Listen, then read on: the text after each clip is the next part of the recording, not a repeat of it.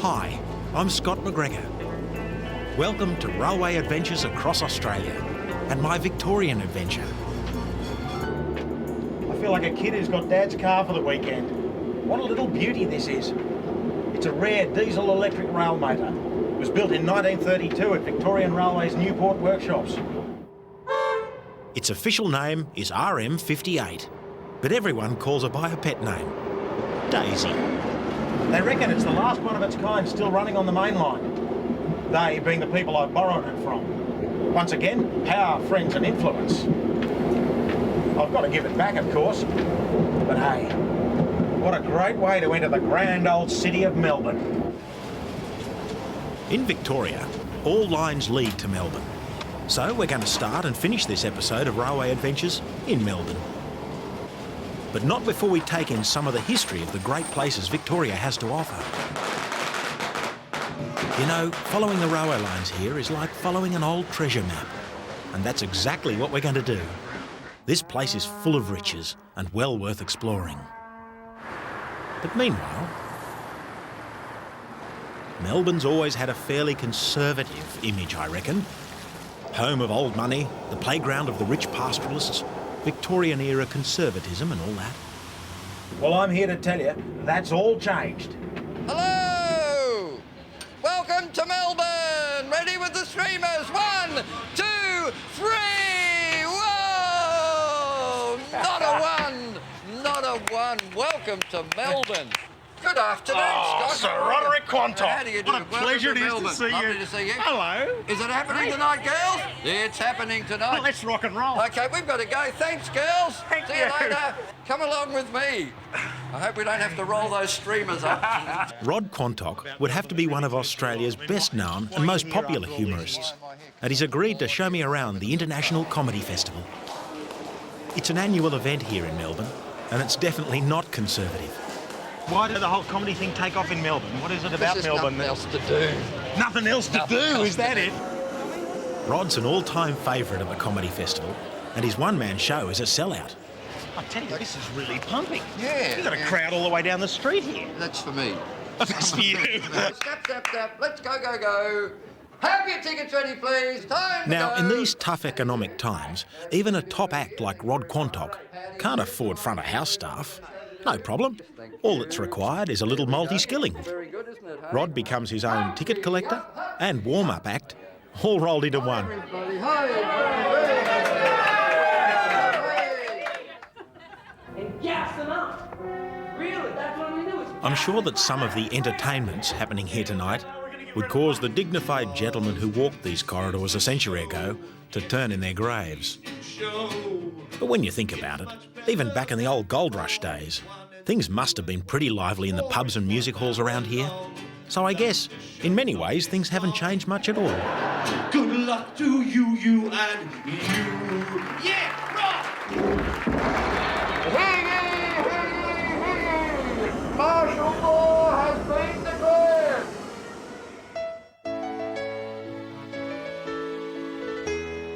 In 1851, there were 77,000 people in Victoria, and then gold was discovered. Over the next year, 95,000 people arrived. As many as 1,000 people a week were arriving in Melbourne alone. The place just exploded. In no time, Melbourne became the most active and wealthy city in Australia. This is the ceiling of the upper house in the Victorian Parliament. The gold leaf on that ceiling's not fake, you know. It's 23 carat. Goes to show how much cash was floating around at the time. Now, although Melbourne was the smart place to be seen at the time, the real action was happening further north on the goldfields of Ballarat and Bendigo.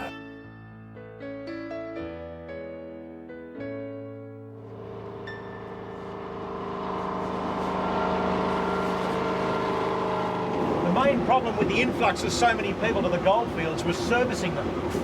The more food and equipment that headed north, the worse the roads became. Consequently, by the second half of last century, the railways enjoyed an incredible era of growth in Victoria.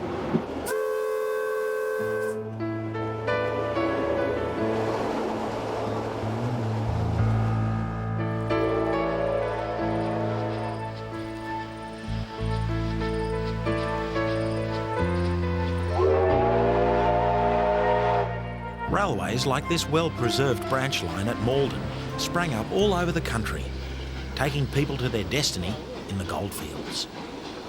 At Malden, vast quantities of gold were discovered. In fact, it's said that in today's prices, it yielded over $990 million worth of gold. Nowadays, the Malden Railway earns its living through tourism, taking people on joyrides, 40 minutes up the track and a long way back into the past.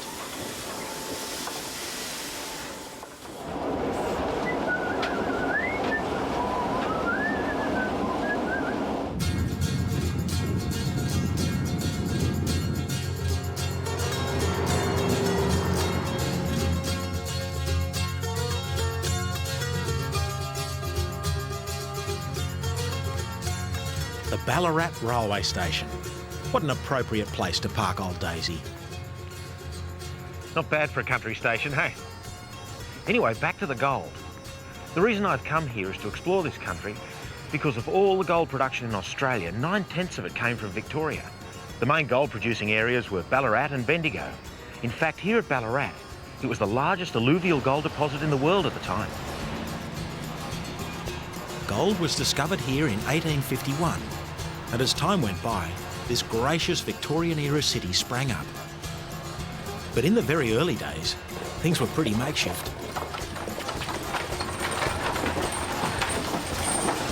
This is Sovereign Hill. It's a very accurate recreation of early Ballarat.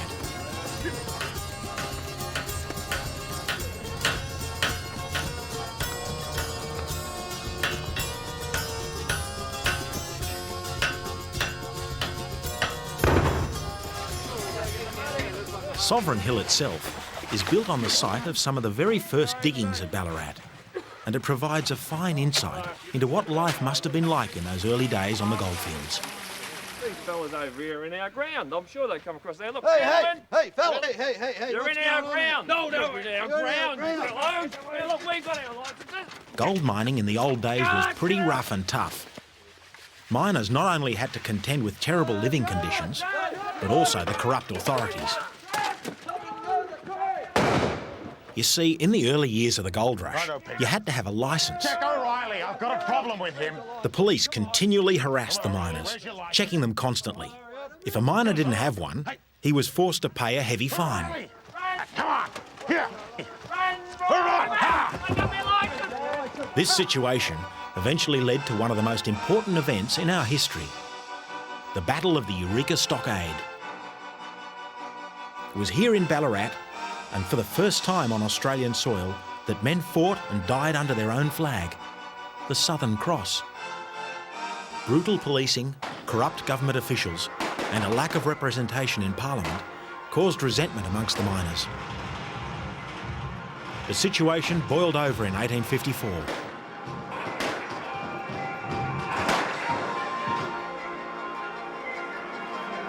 The Battle of the Eureka Stockade only lasted 20 minutes.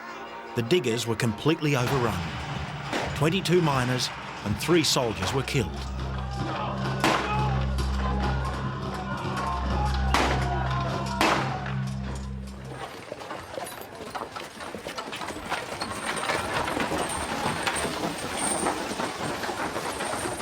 And so, as they say, the rest is history. The diggers may have lost the battle, but it could be said they won the war.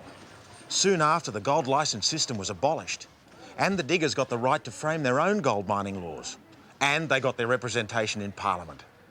It'd be fair to say that the Eureka uprising was the beginning of democracy for all Australians.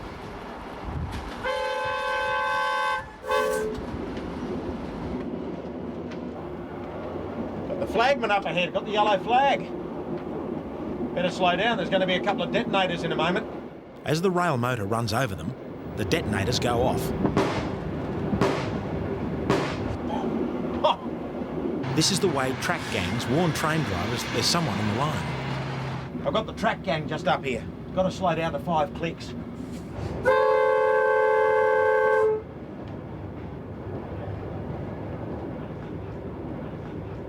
Keep up the good work, fellas.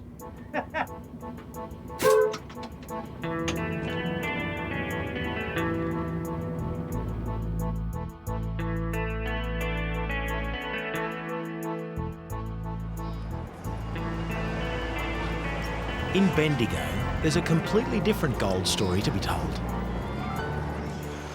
Now, when I said that people flocked here from all over the world to get their share of the gold, it stands to reason I wasn't just referring to white Anglo-Saxon Protestants or Irish Catholics. In the 1850s, tens of thousands of Chinese fortune seekers from the Pearl River Delta, west of Hong Kong, fled poverty, land feuds and devastation brought on by the opium trade. They boarded ships for what they called Dai Gum Sun, or the Big Gold Mountain, better known to most people nowadays as Bendigo. Russell Jack, a leader of the community in Bendigo, describes how the Chinese played a huge but not always happy part in the history of the goldfields. Understand firstly that most of them were indentured. And they had to try and find enough gold to send back to China to pay their landlords, because they had paid for the fee for them to come out here. Formidable obstacles were put in the immigrants' way by the European colonists. Well, because they spoke a different language, they ate different food, and they worked very long hours, they treated dreadful. And not only that, you know, there were no women out here either. They didn't want them to breed.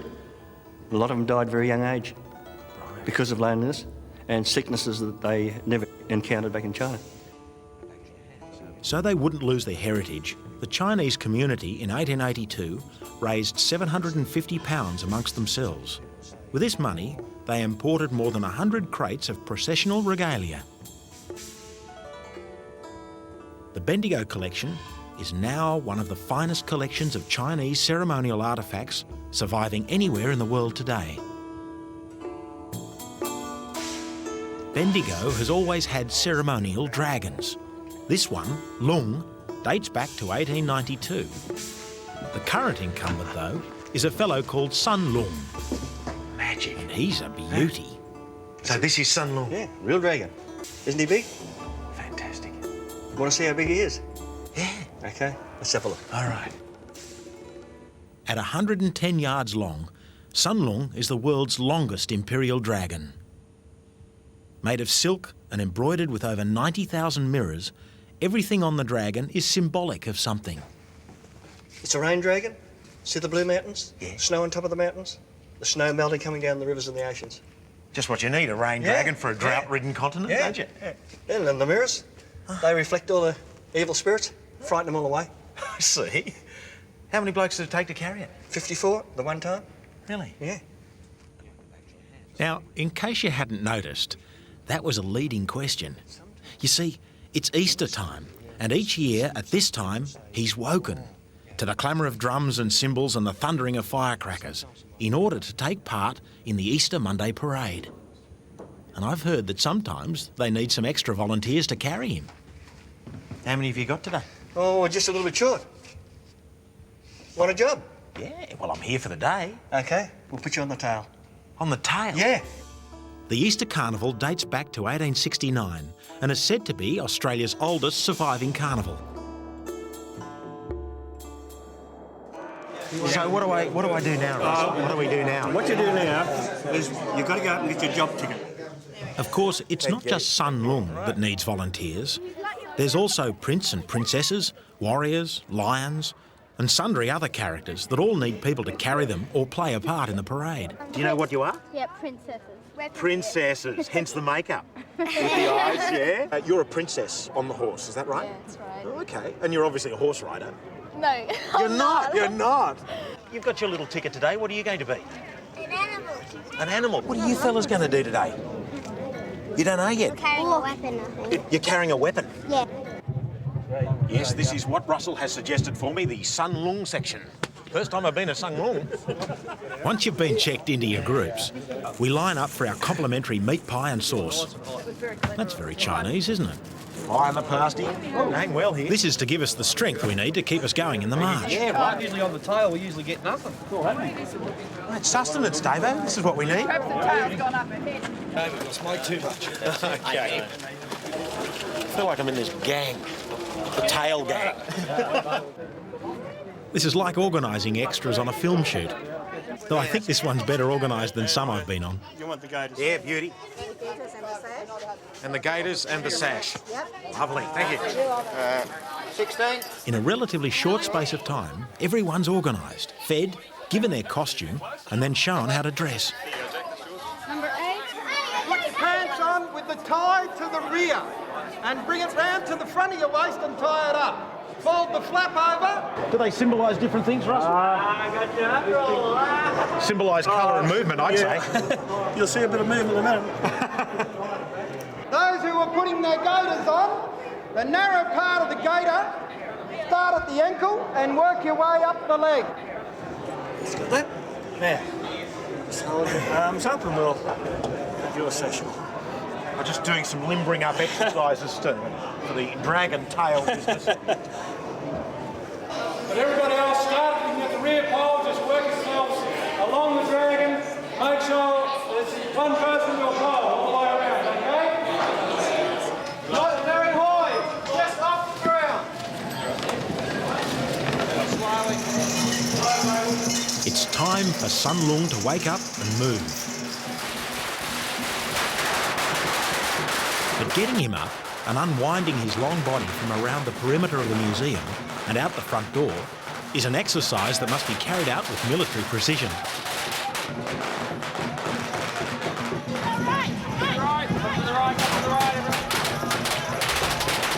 And we're off. No rips, no tears. Everybody travelling in the same direction at the same pace. So far, so good. Here we go. Sun Lung always brings up the rear of the parade, which has actually been in progress for some time already.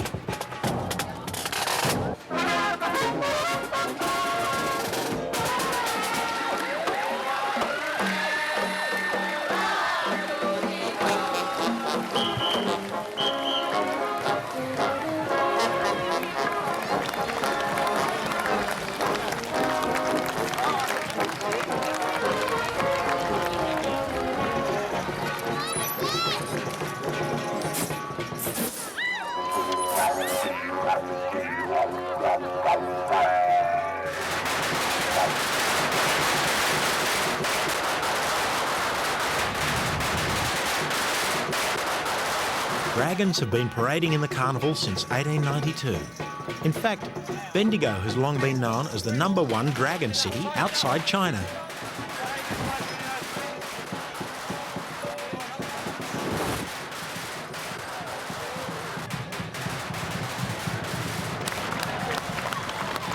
Mick and his mates have been carrying the tail for 20 years, so it's quite an honour to get a look in at all.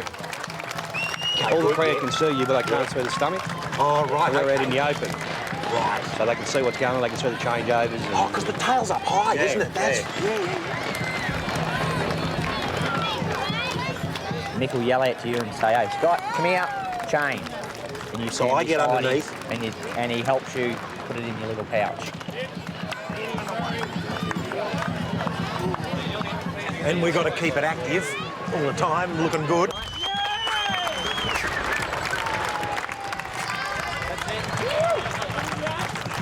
But the problem is you can't see where you're going. You just accentuate whatever the person in front of you is doing. Accentuate. So if you're running, I'm galloping. That's right.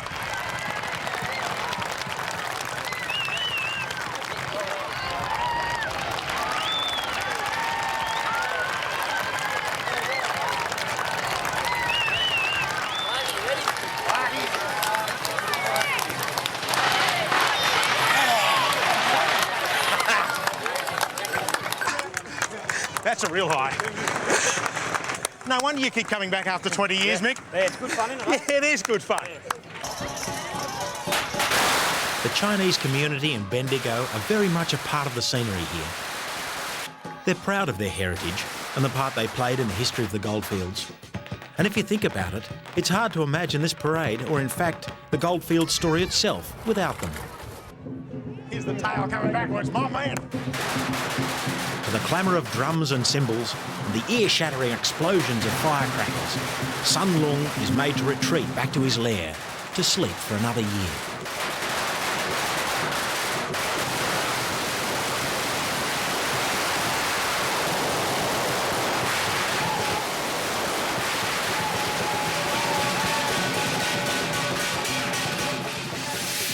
While over at the railway station, another kind of dragon prepares for its journey home. The station master's asked me to put my rail motor into the carriage shed here because he wanted to marshal a couple of giant steam locos into the station.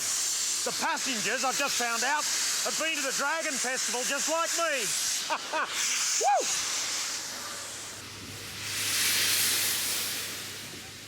Woo! These R-class locos were the last passenger steam trains built for this country.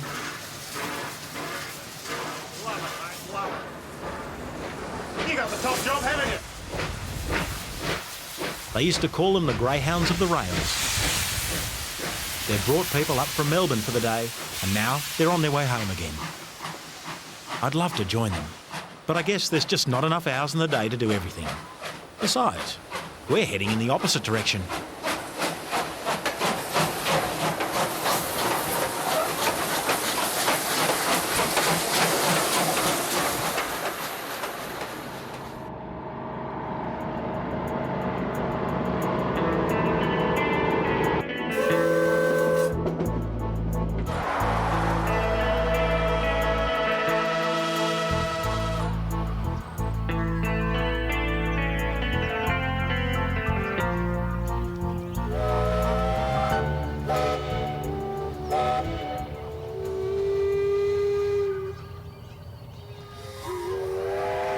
Colourful past hangs over this place like a cloud of steam. Echuca was once the biggest inland port in Australia.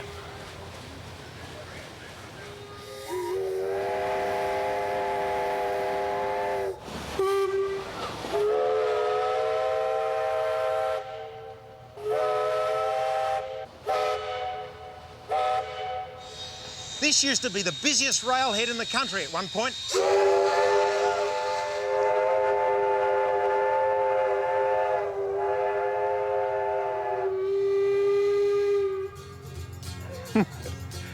The locals call this the meeting of the whistles, because it was here that the trains and the riverboats would meet.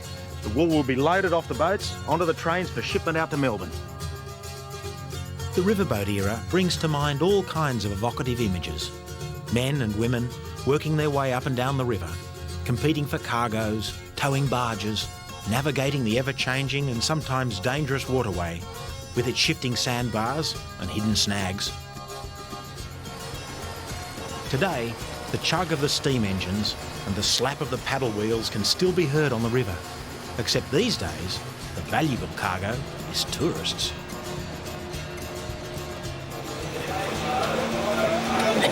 Now, you know I'm into steam locomotives.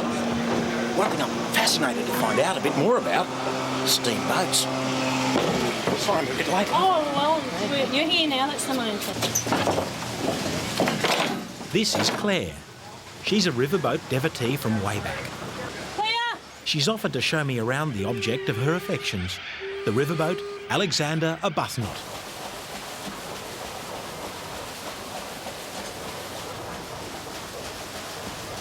So what's the story of this lovely old vessel? Oh, isn't she beautiful? Isn't she great? Yeah, she's magic. Yeah. She's the very last working boat they ever built. Is that right? The trade was really over when they built her, but somebody had a dream. Yeah.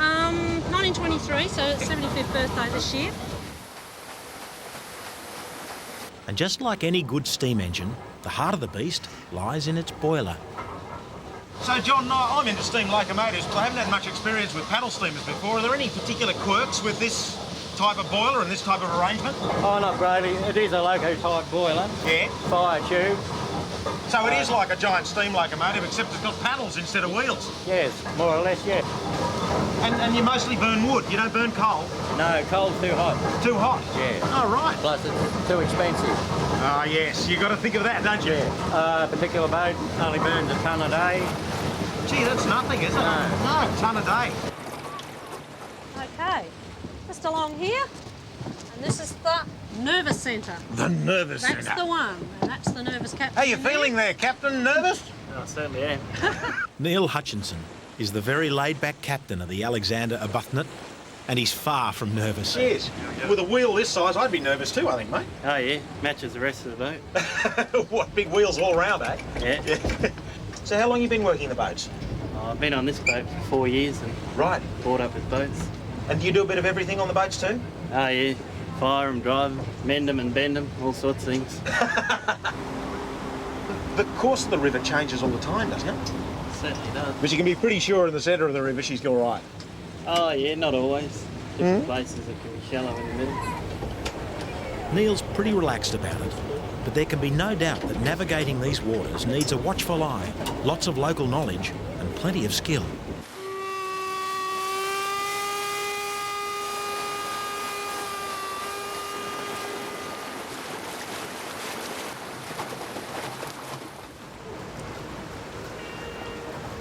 That's the slipway there. They've got to pull the boats up once every couple of years to make sure that they're seaworthy. So I said they use that slipway there to make sure that the boat's seaworthy. Yeah, that's the correct term. Is it? Yes, you've done good. See, I was right. You've done good. I can't think of any other term I'd use. No. River Ship worthy. shape? Ship shape. I soon found out that there was a serious difference of opinion between river folk and us train lovers. And do you like trains, Claire? Oh, they're all right if you can stand on the platform and watch the steam trains. Forget the others. Oh, yes. Once you get on the train, what are you going to look at? Just get soot in your eye. Now look at this. You can go and walk around the boiler, talk to the engineer. Now how many times can you do that on a train unless you're lucky enough to get up in the cabin? Yeah, well, that's true, I suppose. Yeah, point. Go on. One for the Indians. Thank you. Hey? How many cod can you catch from a train? Got you. Good one. Good point. Correct. Well, one for the cowboys now. Geez, I'm outnumbered here. Life in Echuca in the old days was closely tied to the rise and fall of the river. During the summer months, paddle steamers tied up to the trees on the riverbanks. At the first rise of the river, skippers and crews would get up steam and head off to compete for cargoes in faraway places. Today, the love for the river life lives on through young people like Neil Hutchinson and Adam Auditori, the skipper of the Adelaide. These people have taken up the trade and the skills of the old rivermen with a passion. Oh, we love it. It's one of the best things you can do in life, I think. The paddle steamer Adelaide was built in 1866 and is the oldest wooden-hulled paddle steamer still operating in the world. She worked as a logging boat until the trade dwindled. Then, like so many other boats, she was left to die on a muddy riverbank. Eventually, the Port of Echuca restored her from top to bottom, including her magnificent old steam engines, which are a living, breathing testament to the wonders of early steam technology.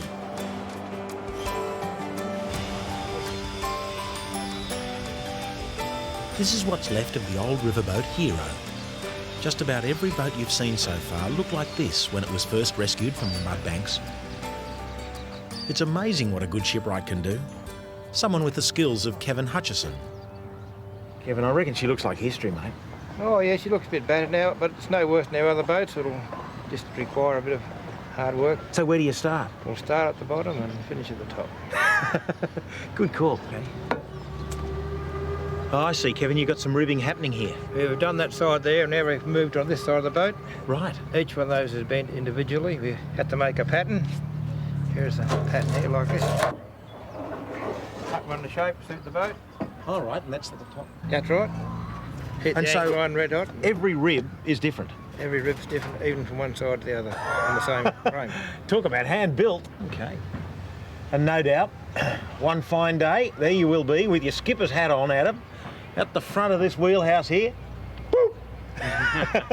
I can see it now. Yep. But meanwhile, back on the Alexander Arbuthnot, Here, Scott, take it. Right, yeah, no, I got it. You don't have to stand around with a boat hook in your hand all day on a train, Claire. Sorry. that wasn't called for, was it? An answer. That doesn't deserve an answer. Righto, mate, here we go. Gee, we're working now. Say goodbye to the lovely people. Okay. Contributions gratefully accepted, thanks. I just stand... Enjoy your trip, thank you very much. There. Walking stick. Oh, no, I don't know. It looks like you need that, buddy. Well, Claire, we got them all off safely. We did. We got the gangway in. Boat safe back. Thanks heaps, What mate. more I've really could you enjoyed do? it. Yeah, good. Been a Well, great I'm really afternoon. glad. It's been terrific. Yeah. Thank you. We'll Great see to you meet again, you. hey? Yeah, I hope so. Cheers. But not on a train. Ciao.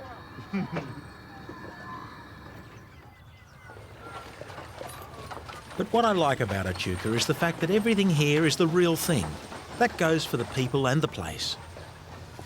The people love their work and they love their surroundings, which if you took the tourists away, doesn't look much different from the old days when the port of Echuca was one of the busiest places in the country.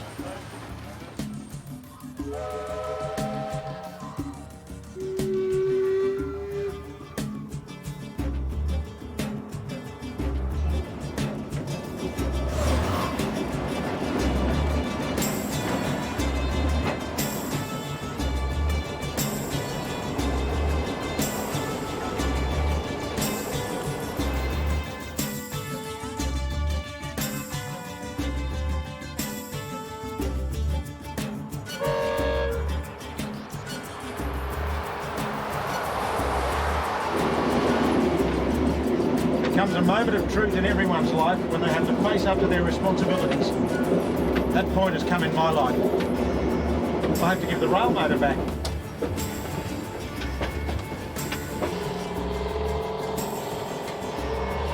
That's David, the bloke who actually lent me the rail car. I've had it a bit longer than we originally agreed.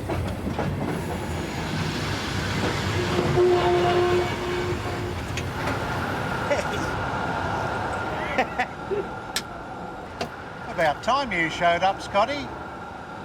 Yeah, the run-up from Melbourne took a little bit longer than I thought. Oh, she ran like a little beauty, though. There's no doubt about these GM motors. Geez, they can cook, can't they? They're tremendous. I was beginning to think you'd gone via Echuca or somewhere. Well, David, look. The track was clear, train controller said. I got all the signals clear for you. Now, while we're here in Seymour, we should have a look around because this is a fascinating place. These are the holding yards for some of Victoria's most historic carriages.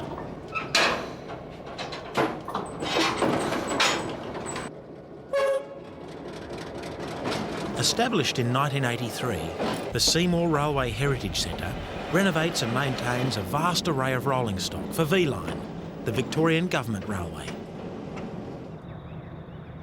There's a steam locomotive here and a couple of diesel locomotives, but it's this carriage that really turns me on. This is the Yarra parlour car, and it's the personification of opulence for the Victorian-era rail passenger. It was built in 1906 of cedar and blackwood. You had to pay a premium to travel on this carriage, and it's not hard to see why.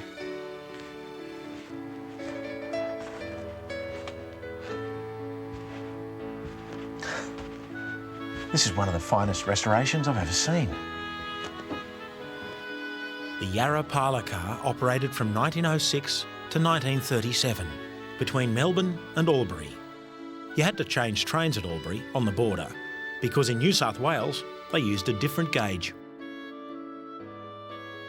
I could really handle a journey in a car like this.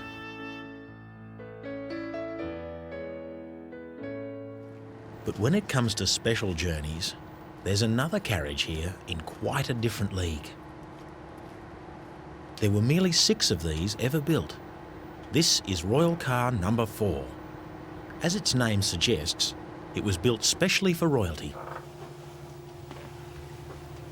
This car's most recent brush with royalty was in 1983, when it carried the Prince and Princess of Wales from Melbourne to Ballarat. The late Lady Di sat right there.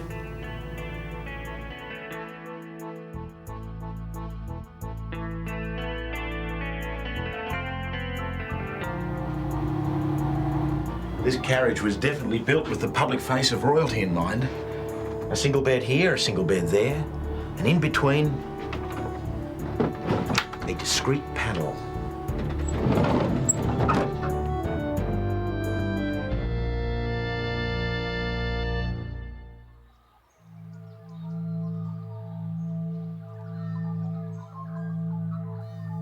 There are some places you just have to visit, even if the train doesn't take you there. This is the old branch line to Mansfield, the line up to the high country. Foggy, isn't it? The first train rolled along this line in 1891. The last train ran in May 1977. Not a bad run, I suppose. Now the line's being transformed into a bushwalking and horse riding trail. Great new use for the old permanent way. You know how I feel, though? Still like to see an iron horse riding on it.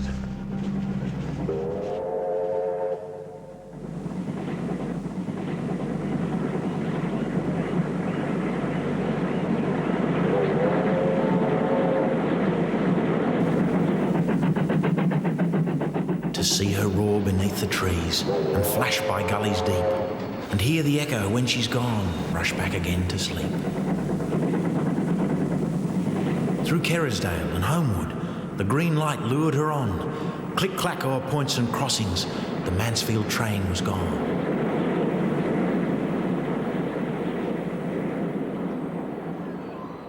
When the line was opened up here to the high country, it completely transformed the sleepy little town of Mansfield.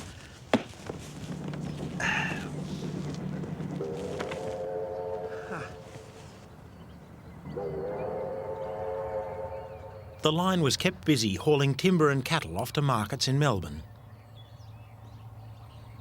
Being such a pretty place with good, clean mountain air, holidaymakers and honeymooners became a regular sight on the station platform. During World War I, hundreds of horses and young men were loaded onto trains here and sent off to war.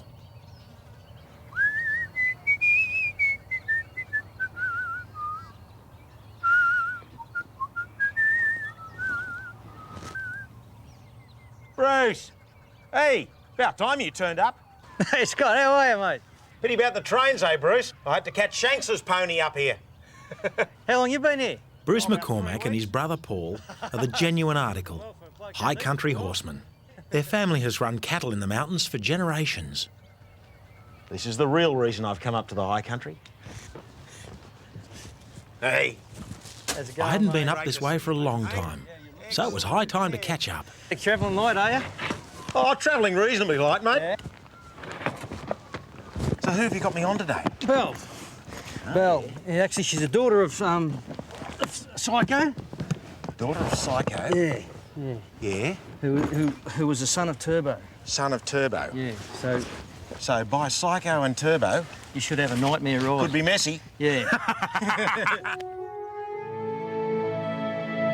Here we go. Cue the big country music. This is magic stuff. High country, here we come.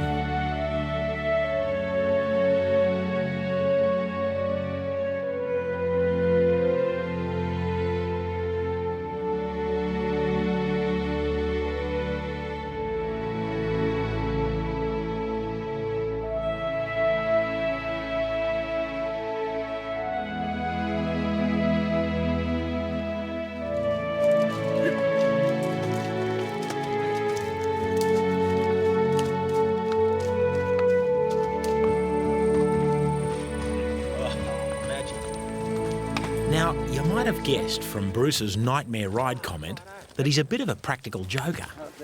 Well, I was about to be set up again. Good. I can hear a few cattle down the valley there. Plenty around, Yeah. How many head have you got? A couple hundred, I think. Yeah? We'll find out once you count them tomorrow. Once I count them tomorrow? Once you count. So we blame you if we don't get them all, you see. Right, We'll do a count and gallop. It's been a long ride, but we've reached Craig's hut. It looks old, but actually it's not. It was built for the movie Man from Snowy River and was left here as a tourist attraction after the filming was finished. It has some of the best views in the country, I reckon.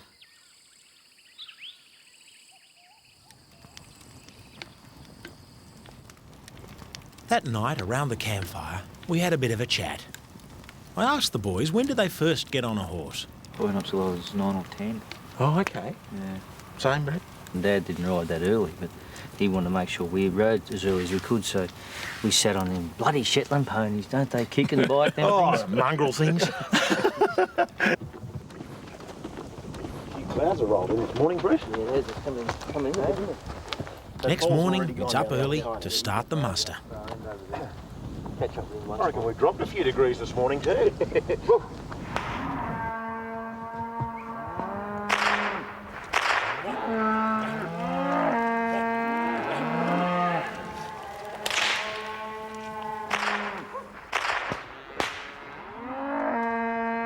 Cattle seem to know when mustering time has come, and they're not too fussed about being rounded up.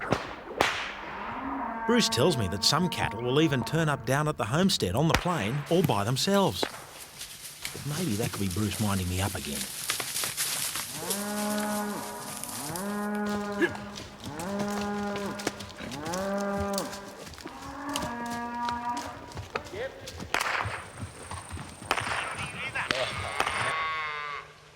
I fear that this is a way of life that will soon disappear from view altogether in modern Australia. Environmental pressures are slowly squeezing these tough horsemen and their cattle out of the mountains. 40 years ago, this place used to be thought of as being invincible. No one could hurt it. It's that big and wide, you know, you go at it and do this, but it's a pretty sensitive area. A lot more people use the bush these days, and the cattlemen recognise that it belongs to everybody. I just hope, though, that in the years ahead, there's something as colourful as this to come and wonder at in the magnificent Victorian high country.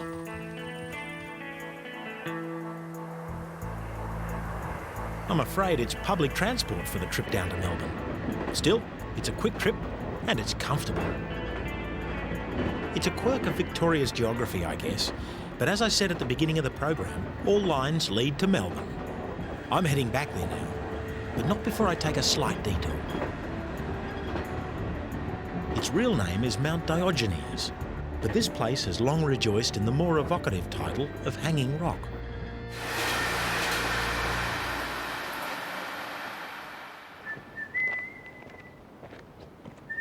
The rock is actually quite a rare example of what's known as a volcanic mamelon.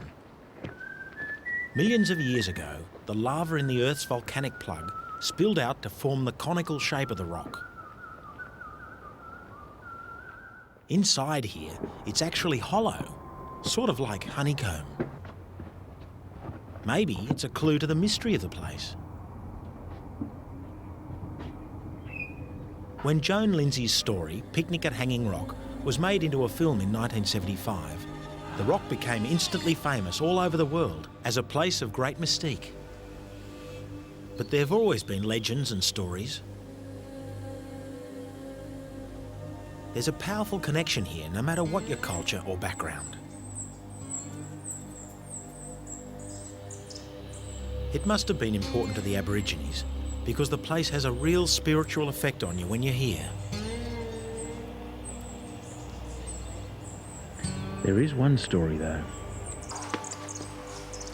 It's said that some time ago, a group of Aboriginal teenagers from the Northern Territory came on a visit. They climbed up here happily enough, but then one lad sensed something. His unease was passed on to the others, and they hurried down the mountain and refused to return.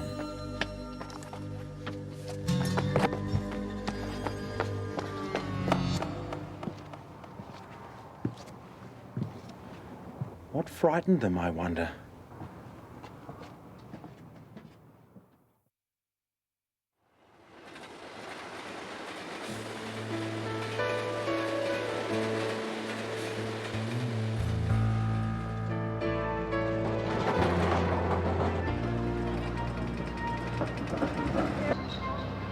You know, the thing I love about Melbourne is that amongst all the glitz and glamour, it's still managed to maintain its original charm and character.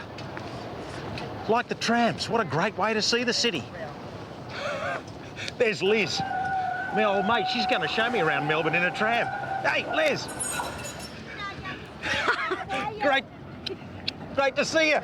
I'm in. Once again, power, friends, influence. Oh, Liz, excellent. Liz Campanaro has been conducting or driving trams for over 20 years. Hey, gee, I tell you, it's nice of them to give us this tram for the day. Yes, well, they told me it was for someone special, so they sent it just for you, so there you go, yeah. But the coup was getting you to take us along. Yes, he was. Yeah. No one else was old enough, so they said, we'll send the old girl up. Liz loves being a trammy because of the people she meets every day. Every day is different because you look at the expression on people's faces. Some look upset, some look happy. And no, I enjoy working for the public. Taking them where they want to go safely. Well, it's such a civilised form of transport, the trams, isn't it? Oh, number one. Number one? Yeah, it's clean. It's a clean way to travel. Yeah. Trams are the way to travel.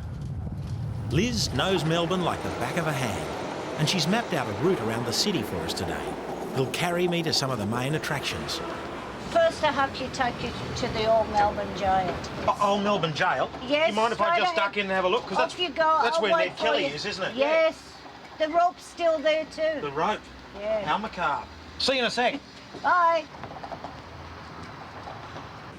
Ned Kelly's legend looms large here at the Old Melbourne Jail. He is, without a doubt, our most famous outlaw. He and his gang killed 3 policemen, robbed 2 banks, and held up a train.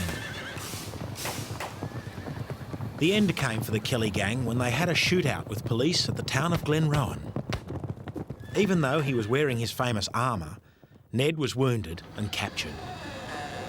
When his armour was removed, 28 bullet wounds were found, but amazingly, Ned was still alive.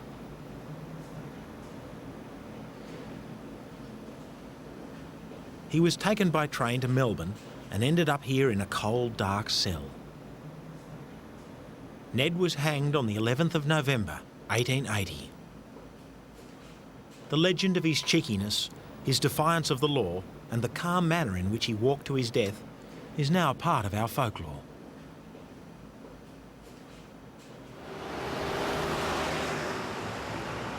It's amazing what you can see from a tram, isn't it? You can see all the naughty things that go on. Naughty things. That's why you give them a chance.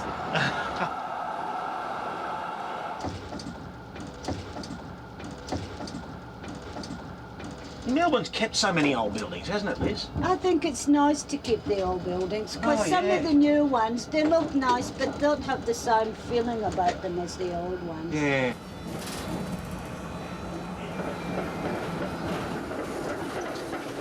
Okay, Scott, the Boat Street Mall.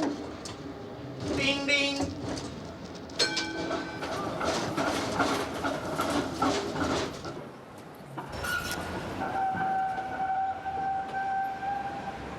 Somehow, I always end up working for my keep. This time, I pitched in by changing the points. Liz didn't tell me about the water that collects in them, though. I hate that. Why'd you tell me? Unbelievable. I was just going to say be careful for the water, but you were too fast for me.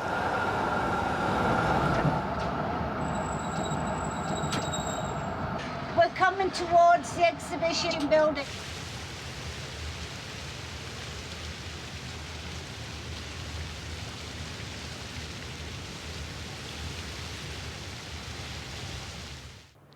I'm standing right about the spot where, in 1901, the then Duke of Cornwall and York, later to be King George V, declared the first Parliament of Australia open. What a great place for the birth of a nation.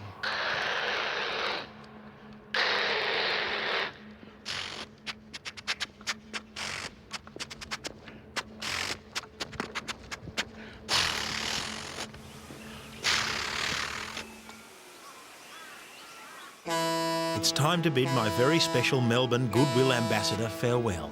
You have a safe journey now. Thank you, Liz. Take care. Well, I came into Melbourne on a rail motor and I left on a tram. Yes. There's a certain symmetry about that, which I like. To be perfectly accurate, I'm actually leaving Victoria on this ferry here, the Spirit of Tasmania. See, sometimes you can't always catch a train. See you next time.